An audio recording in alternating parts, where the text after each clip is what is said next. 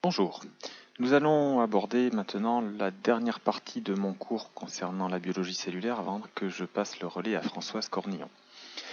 Elle portera cette dernière partie sur la synthèse des protéines. La synthèse des protéines, c'est évidemment la synthèse grâce au ribosome lisant l'ARN messager, mais pour la replacer dans un cadre plus global, nous inclurons dans toutes les étapes de la synthèse des protéines aussi bien la synthèse de l'ARN messager à partir du gène que la maturation de la protéine après la formation de l'enchaînement peptidique, ainsi que l'adressage au bon compartiment cellulaire de cette protéine qui deviendra fonctionnelle. Nous aborderons dans l'introduction les grandes étapes dans le cas des cellules eucaryotes, puis nous détaillerons chacune de ces étapes, la transcription, la traduction, puis le tri des protéines et leur transport jusqu'au compartiment final.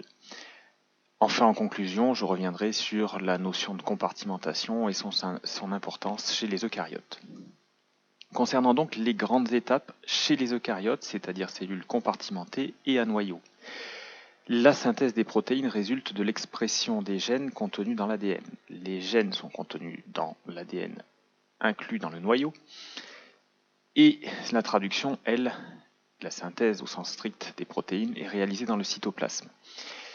Il y a donc une séparation des tâches entre l'ADN, support stable et durable de l'information génétique, et l'ARN, dit ARN messager, qui est un support instable, transitoire et partiel, qui est une copie du gène dans l'ADN. Et c'est cette copie transitoire qui subit dans le cytosol la traduction à partir de l'ARN messager. Une fois la synthèse engagée, le destin des protéines dépend de leur adressage, c'est-à-dire de leur destination finale, le cytosol, la mitochondrie, le lysosome, ou bien la sécrétion extracellulaire. Ainsi, la synthèse de protéines va jusqu'à l'implantation de cette protéine dans son compartiment d'action.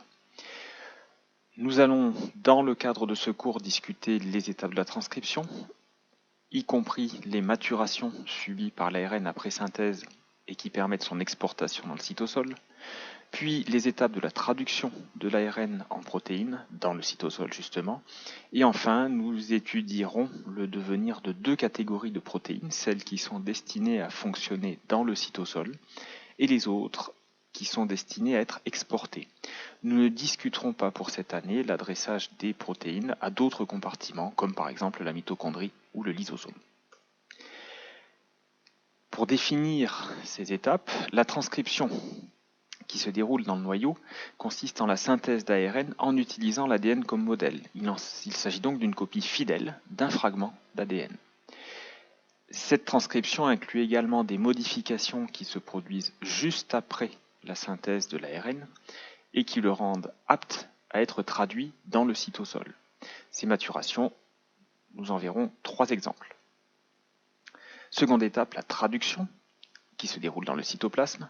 Elle consiste en la synthèse des polypeptides, c'est-à-dire un enchaînement d'acides aminés, en utilisant l'ARN messager comme modèle.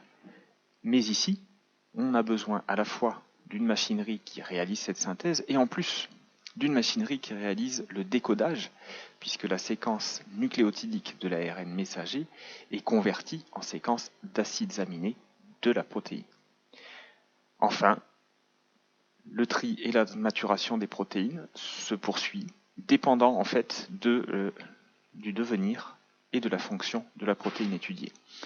Vous reverrez ces étapes chez les prokaryotes, où la séparation à la fois temporelle et spatiale entre transcription dans le noyau et traduction dans le cytoplasme n'existe pas. Et on a donc une traduction qui commence pendant que la transcription n'est pas encore terminée. Mais il s'agira là des enseignements réalisés par Thomas Indré en fin de semestre.